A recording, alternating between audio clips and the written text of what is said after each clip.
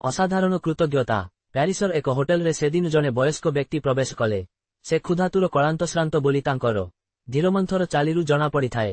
ହୋଟେଲରେ ଖାଇସାରି ଏକ କୋଣରେ ଦବିଧାଗ୍ରସ୍ତ ସ୍ଥିତିରେ କିଛିକ୍ଷଣ ଠିଆ ହେବା ପରେ ଜଣେ ଚପରାସୀଙ୍କୁ ଇଙ୍ଗିତ କରିଥିଲେ ନିଜ ନିକଟକୁ ଆସିବା ପାଇଁ। ତାଙ୍କୁ ହୋଟେଲର ଏକ କୋଣକୁ ନେଇ କହିଥିଲେ, ଭାଇ, ଏବେ ମୁଁ ଗୋଟିଏ ବଡ଼ ସମସ୍ୟାରେ ପଡ଼ିଯାଇଛି। ପ୍ରକୃତ କଥା ମୋ ପାଖରେ ଗୋଟିଏ ହେଲେ ପଇସା ନାହିଁ। ମୁଁ ଜଣେ ରାଜନୈତିକ କାର୍ଯ୍ୟକର୍ତ୍ତା। ଏବେ ରାଜନୈତିକ ନିର୍ବାସନ ଭୋଗୁଛି। ନା ଖାଇବାର ଠିକ୍ ଠିକଣା ଅଛି ନା ଶୋଇବାର। ଯାୟାବର ଭଳି ଏଠି ସେଠି ଘୁରୁଛି। ବହୁତ ଜୋର ଭୋକ ହେଲା, ଆଉ ସମ୍ଭାଳି ପାରିଲି ନାହିଁ। ଖାଇବା ନିମନ୍ତେ ଏଠାକୁ ଚାଲି ଆସିଲି। ହୋଟେଲର ବିଲ୍ ପଇଠ ନିମନ୍ତେ ମୋତେ କିଛି ଅର୍ଥ ଦିଅନ୍ତୁ।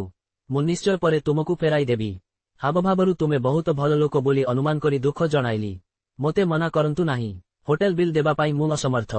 ଚପରାସୀ ବାସ୍ତବରେ ଦୟାଳୁ ସ୍ୱଭାବର ଥିଲେ। ଆଗନ୍ତୁକ ଜଣେ ମହତ୍ ଲୋକ।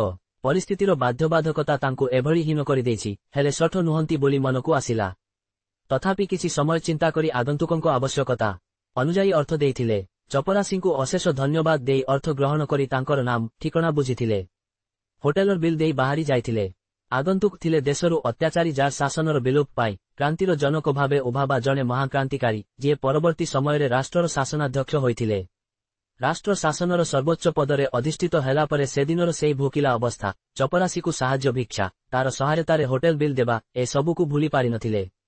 ଶାସନମୁଖ୍ୟ ହେବା ପରେ ଚପରାସୀଠାରୁ ଅର୍ଥ ଋଣ ପରିଶୋଧ ବାବଦରେ ପଠାଇବା ସହ ଏକ ଦାମୀ ଉପହାର ପଠାଇଥିଲେ।